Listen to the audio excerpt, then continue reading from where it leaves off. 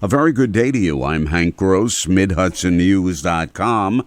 It's Friday, January 27th. The news today brought to you by the Galleria at Crystal Run.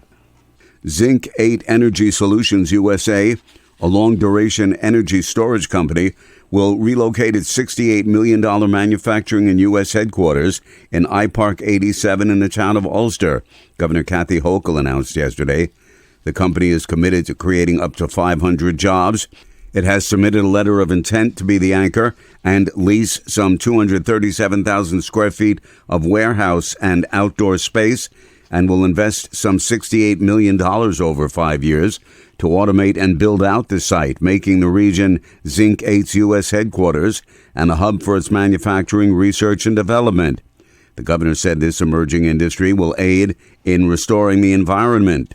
This is what we have to continue focusing on as we bring jobs and opportunities, but also ultimately we're going to be held responsible to future generations on what we did in this time.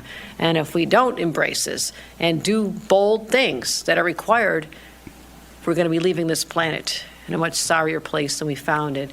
The state's Empire State Development Corporation will provide up to $9 million in performance-based Excelsior Job Program tax credits to encourage and support the creation of those 500 jobs. On a blustery and cold January Thursday at the Scunamunk Trailhead beneath the Moodna Trestle, Senator James Skoufis addressed his plan to have the state DEC enforce the 6 stop work orders that have been issued on the Keene Equities Clovewood project.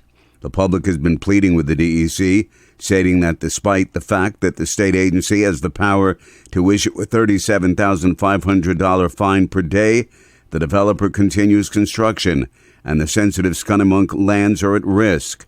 Standing next to a big lettered sign saying no one is above the law, Skoufis vowed to keep the pressure on, saying the DEC should go ahead and issue the maximum amount of the fines. He added that there are 3 outstanding permits that still have not been issued, without which construction should not happen. More news right after this. Find over 100 retailers allowing you to spend hours shopping safely at the Galleria at Crystal Run. Enjoy the big brands and the diverse selection of family-owned stores all in one location. The Galleria at Crystal Run offers dining options for everyone with Fuji 110 Grill, Allen's Mediterranean Grill, and Peru Cuisine. Discover the Mid-Hudson Valley's premier shopping, dining, and entertainment destination, the Galleria at Crystal Run. For more information, follow us on Instagram, Facebook, or visit GalleriaCrystalRun.com. Goshen Village Mayor Scott Wall and Deputy Mayor and Trustee Molly O'Donnell are both running for office in the March election, but they're hoping to switch positions. O'Donnell is now running for mayor and Wall for her trustee spot. Wall's job responsibilities require him to travel and do not lend enough time for him to serve on the top job, whereas O'Donnell works in the village. The village remains issue-free with maintaining infrastructure for the needs of today and tomorrow, a staple, said O'Donnell.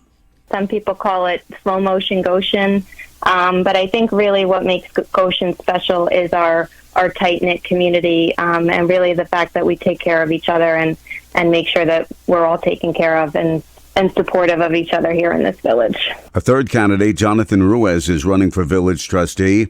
He's a former Sullivan County legislator and at one time served as chairman. At this point, there are no challengers to all 3 candidates. Detectives from the Ulster County Sheriff's Office arrested a Kerhonkson man for allegedly stealing several firearms. Authorities said on January 24th at about 2 p.m., deputies responded to a residence in the town of Rochester for a report of several firearms missing. 6 firearms had been stolen, including rifles and shotguns. Detectives assisted in the investigation and tracked down and recovered 5 of the 6 weapons within 2 hours of the investigation. Benjamin Morgan, who's 35, was identified as the suspect and was later arrested for the theft.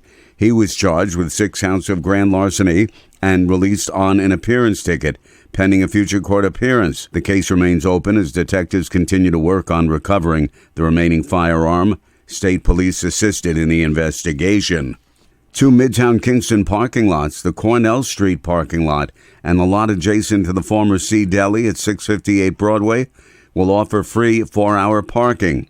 Street parking along the section of Broadway in Midtown from St. James Street to Prince Street, Pine Grove will remain free for 2 hours, as previously announced with the completion of the Broadway Streetscape project. Mayor Stephen Noble says now that the construction is finished on the Midtown parking lots, it was important that the lots be aligned with the rules and regulations of the newly completed Broadway Streetscape. The city of Poughkeepsie is seeking qualified developers to offer their vision for a prominent 14-acre site on the city's southern waterfront. The city has released a request for expressions of interest for the troubled De La Valle site, which was the subject of litigation between the former developer and the city as a result of actions taken by the Common Council. The site is the last undeveloped multi-acre site on the city's waterfront with views of the Hudson River on the highland bluffs of Franny Reese Park in the town of Lloyd.